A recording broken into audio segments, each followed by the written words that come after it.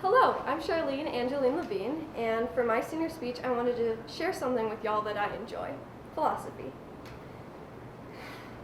Philosophy started out as a blanket term for anything analytical in nature: psychology, biology, physics, etc., and is still related to all those fields today as a way to conceptualize the larger picture.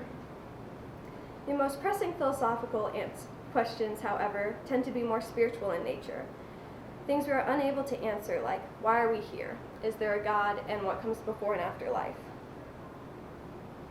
While these questions can be entertaining to ponder, I personally want to rip my eyes out when trying to imagine a world that is infinitely large with no start or end that one day made something out of nothing, which we call life. So, I lean more towards social philosophy. This explores topics like the tension between community, morals, and human joy. In my speech, I will be talking about influential philosophers' opinions as well as my own on navigating the balance between our social contract and self-fulfillment. The term social contract was first acknowledged by Epicurus in ancient Greece over 2,000 years ago as a declaration of justice and mutual agreement to not harm each other. This idea was met with criticism because the same social contract that keeps us safe also restricts our freedom to whatever the governing system says is acceptable or legal. John Locke later contested these fears in the 1600s, saying that the only freedom we lose by entering this agreement is our right to punish others who violate said laws. In other words, the social contract that restricts us actually allows us to have more freedom, assuming the society is just. Of course, what if the society is wrong? How far are you willing to go to fulfill this agreement? Socrates, for example, was condemned to death for corrupting the youth of Athens. He refused to flee because, to his knowledge, he was only allowed to live because of the authority that condemned him, and would therefore betray himself if he broke the law. While this notion was seemingly noble, he was still executed. He taught philosophy, yet he died to protect laws that punished his field. It seems contradictory to protect what would have you killed for ideas you must think are correct. Yet this is the tension between the individual and community. We exist as individuals, but not independent of others. I typed this speech on a computer made possible from the knowledge of scientists hundreds of years ago. And physically made by people I will never meet.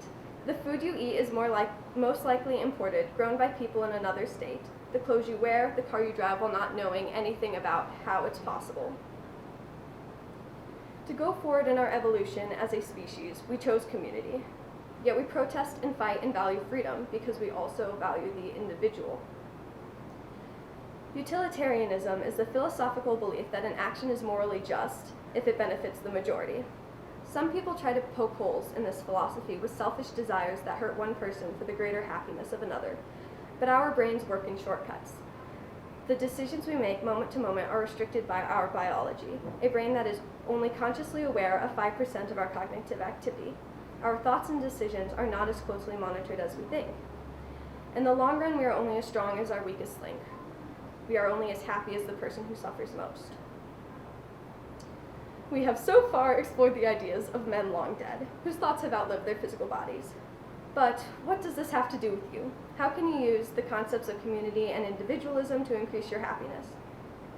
First, we need something all of us have basic knowledge of and experience in our everyday lives. So let's break the concept of community and the individual down into its most basic unit: social interaction. Some people might be sweating right now. I am some people. But moving forward, we will apply philosophical concepts to thought experiments you can hopefully use. First scenario: imagine you have a friend who is insistently and relentlessly obnoxious. They talk loud, have a short attention span, and seem to be in their own world, unaware of you waiting to talk. Here we can apply the veil of perception to our analysis of others' characteristics. The veil of perception states that we are unable to experience the world in a direct, objective sense. Instead, we perceive it through the veil of our senses. When applying this to how we perceive others, we can quickly see our subjective opinions take over. We might use what I like to call filler words to describe people in a demeaning way to save us the time of understanding them. Someone we describe as obnoxious might just need help with respecting boundaries. Annoying is hard to fix and label someone's character as being inherently bad. But if you think of them as someone who is energetic but lacks control, you not only identify something they can actively work on, but also appreciate them for good qualities that come with their energy. We can also see this when calling someone weird. When doing this, we tend to mean their behavior isn't what we are used to. Imagine someone challenges your beliefs. They talk about something taboo or appear unnervingly open. One might call them weird, but this most likely reflects one's own discomfort as they are forced to think outside of the box. Of course, the whole point of the veil of perception is that we are subjective creatures. It is very possible that someone is both annoying and is innocently in need of a reminder of boundaries at the same time. However, as important as it is to understand others, you also need to understand yourself. This brings us to the topic of self-awareness and improvement. As humans, most of us have an aversion to change, but changing yourself can be okay. Changing yourself for others, even, can be okay. On a small scale, this looks like filtering impulsive and rude language, things we all think but know not to say. On a larger scale, it looks like caring about people. Care enough to be aware of yourself and your bad habits. If you're a person who likes hugs, that's great, but you need to be aware enough to know you're a touchy person and notice when someone else isn't. Another example is blunt people. They can be your most trustworthy friends. They'll say anything to your face, but if you know you're blunt, know your priorities. Think of what you're trying to accomplish when speaking. It's not always the right time to say something.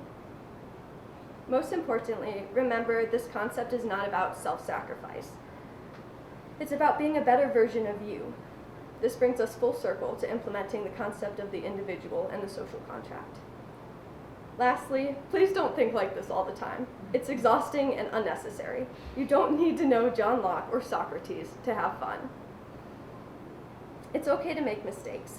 Through the theory of collective consciousness, we can take comfort in the idea that as humans, we are similarly flawed. Thanks for listening to my senior speech, and I hope that I've inspired you to take time to step back and rationalize with the greats. Thank you.